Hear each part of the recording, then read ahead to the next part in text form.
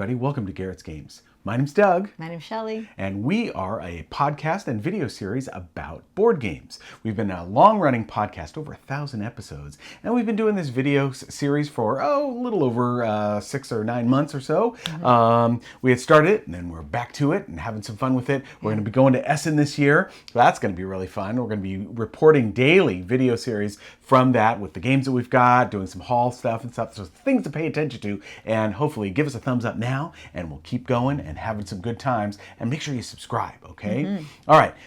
We are going to be talking this day. We're going to be talking today about Expeditions. This is from Jamey, Stegmaier, and Stonemaier games for 1 to 5 players. Plays in 60 to 90 minutes and is for 14 plus, as it says on the box here. It is a sequel of sorts to Scythe, which we loved. It was a great game. This one is more card-based, but it has cool mechs. Oh my gosh, they're really cool. Really neat, and some amazing artwork to go along with a game where you are trying to achieve goals and you are trying to use your cards to the best of your possible ability to do 2 or 3 actions on a turn. So let's talk a little bit more about Expeditions.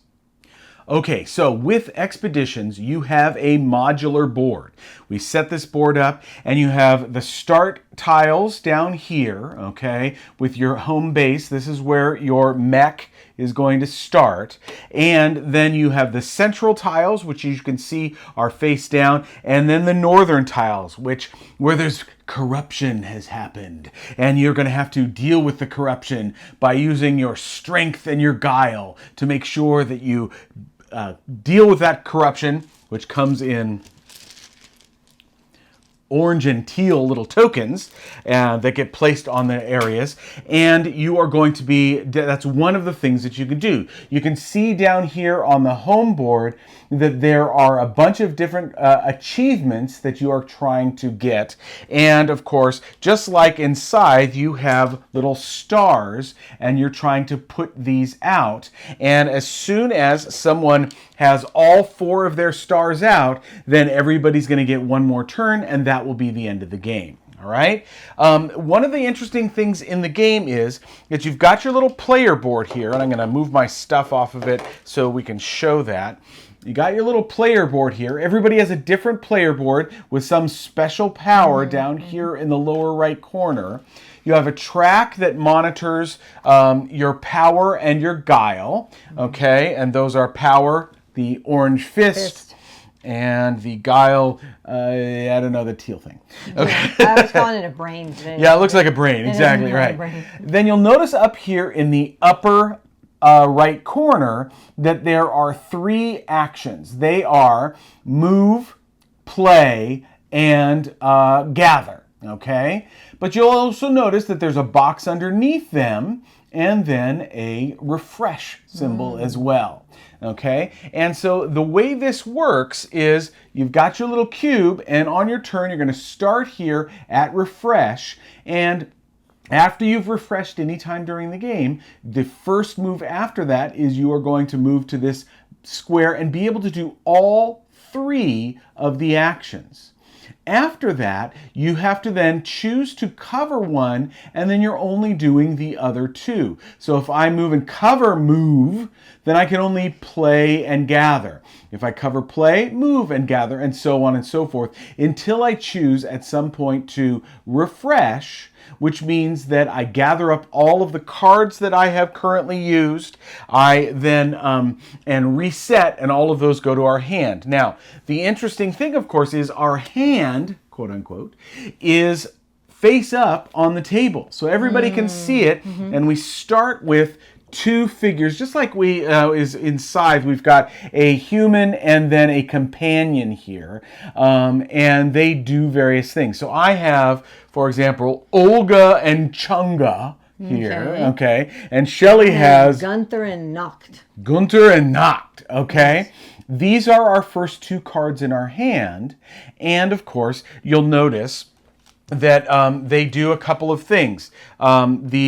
Your main character allows you to what is called solve things, okay? So when you play a card, you're able to do the actions on the bottom. I should say The way it works is, at the very least, you're going to get a bump in either guile or power. And then you can play workers that you've collected in the correct color. So for example, Olga needs a green worker down here in the lower left. Mine needs a red, and my knocked character needs green. Okay, and then my my animal companion Changa needs a blue. Okay, That would be to maximize your turn. You don't have to have those. Right. To play That's the that's card, right. Yeah. Exactly. You can just play the card. Right. But then they usually work in tandem. So if I play Olga, one of the actions that I can do is either I can gain a blue worker with the green here, and that would allow me to then play Changa and play a blue worker on them. Once you've used the worker, they're placed on the card until you refresh, and all of your cards come back and are placed on the left of your player board, and then and also all of the people do not go back to the general supply. You get to keep those workers; they go onto your board as well. So that's kind of nice. It's not like you're slowing down because you're churning through. No, it's pretty fast. Okay. So what is move? Well, move. Take your mech, got to start at the base camp, and then you're going to move 1 to 3 spaces, okay? Unless you have mine, which is a superpower to move 1 to 4 spaces. Yeah, so hers everybody allows has 1 to different 4. kind of special powers too. Exactly. So then I can move, and you can see that there are symbols on the bottom of the hexes that you move to that are various things that you get to do if you then gather, okay? So that's the second thing that you can do. So moving is just moving to a spot. And by the way, you can't move to where somebody else is, okay? And you also can't move through, but not stop at, the tiles that are not yet turned over, okay? Right. So you can see, so this would be getting a red or green worker, getting a blue or yellow worker. The yellow card symbol is, you'll notice that there are, the way the board is set up, there are 5 cards that are face up, okay? So this would mean choose any of the 5 that is face up, and you get that. By the way, these are put out randomly, even though they're numbered, they're put out randomly. This is, whenever you see this symbol, this is if you've played a card, this is, you draw a card from the top of the deck, random, okay? And this is, then you get to reset or rejuvenate a card, okay? So a card that's been played, one card, goes back without having to do that an entire refresh action. So that's there. This is draw 2 and keep 1. And then this is do any of the ones that are connected along one of the borders of the hex. So it could do any of these 3 if you're on this one spot. Or if you end up flipping this one later, you could do that one. Exactly. That's a good point, Shell. Now, say I had, and I can always do this, say 1, 2, 3, I move to that spot. If I'm the first person who does that, I get the map token, and there are some cards and some characters or mechs that actually give you some benefits with this map token. So I get to collect that. Also, one of the goals is collect 5 of those map tokens, so you're exploring. So you get that no matter what whatever, because you haven't even set, that's just to move. Exactly. If you have move available, you can get that. This flips over, and then you'll notice down on the bottom, there is I don't know if you can see it, I'll hold this up. There is a little dotted line around that thing that is over there towards the right of the bottom of the hex. Because what you have to do whenever you turn over one of these 2 groups of tiles is you have to pull tiles from the bag, and this says 5+. So, I got a 3. And there's another 3, so 3 or more, then that stays on top. And in order to remove these, I'm going to have to spend down my actions there, okay? And how do I do that? Well, my character, my animal companion, he is able to do vanquish. Vanquish is getting rid of these tiles that are on a particular action. So I would have to have a blue worker to, number 1, go up in power, and then I would have to have, if I had moved here, at least 3 power to remove that token. I could remove both of these if I had 3 orange power, and then 3 of the guile. Both of those, and I would get that stuff. Again, one of the achievements or goals is to get 7 of these tokens that you've collected because you've vanquished them. And they come in different values. They're not all just 3s. I think it's 2, 3, 4, 5, or 3, 4, 5. On this spot, if this has not yet been dealt with, you still are going to get 2 guile bumps on your track there. So that's one of the things you can do. It's either this or this, but you would have to have a card in order to do that in the first place. Exactly. Well, which means you have to be able to play a card too. Right. True. Now, the next thing, of course, here that we can talk about is solving. Okay, if you want to solve, then Shell, why don't you talk a little bit about solving? So that would be okay. So you need a card that says a location of what you want to solve, and it could be flipped by you or by somebody else. But you could go there with it. If you have this card, and you go there, you can solve if you have your character available, and you have because it allows you to solve. So you can either... And then you have to have your mech on that one. So here's number 12. Right. Okay. So solving would... Then you get a reward after that. Right. It says you have to spend 2 power to get to get a teal worker and a guile. Okay, so that's what you spend. But then, what do you do with the card, hon? Well, then it has to go at the top of your board. You can have up to 4, unless you have a special one of these powers as well. You might have Mine is the one that you can solve or do all these 5 of them. But you put it up here, and this is going to become a multiplier. Yes. Later. So this is really an important thing. You want to get this maxed out because it's going to give you a lot of points. And there are multiples of each of the things. Yeah. Here's one for 14, for example, one for 10. But and so that is solving. One for the 6. So there's cards here. This would have been refilled there, and you're trying to get some of those because you want to make sure that you solve. There's also a power on the bottom, though, so you don't have to. You could pick this up because you want to use the power at the bottom. Yeah, so you could just use this and play it for a while before you got over here to area 12, and then you could go and solve this. Okay? We just tended to not do that. Well, we did a little bit. I did a little bit because you can solve it from anywhere. Okay. Right. True. That is true. The next thing is that the next thing you can do is you can upgrade. So you've got these gear symbols. So this is equipment. And when you upgrade, you'll notice that down in the lower right corner of the card, it has little yellow, that is victory points. So this card is going to be worth 4 victory points if you upgrade it. And to upgrade it would be tucking over here on the right. Okay, so all you can see is the little yellow symbol there. Okay, then the final thing that you can do is you can meld. Okay, meteorites, and because these meteorites have fallen and they've caused the corruption.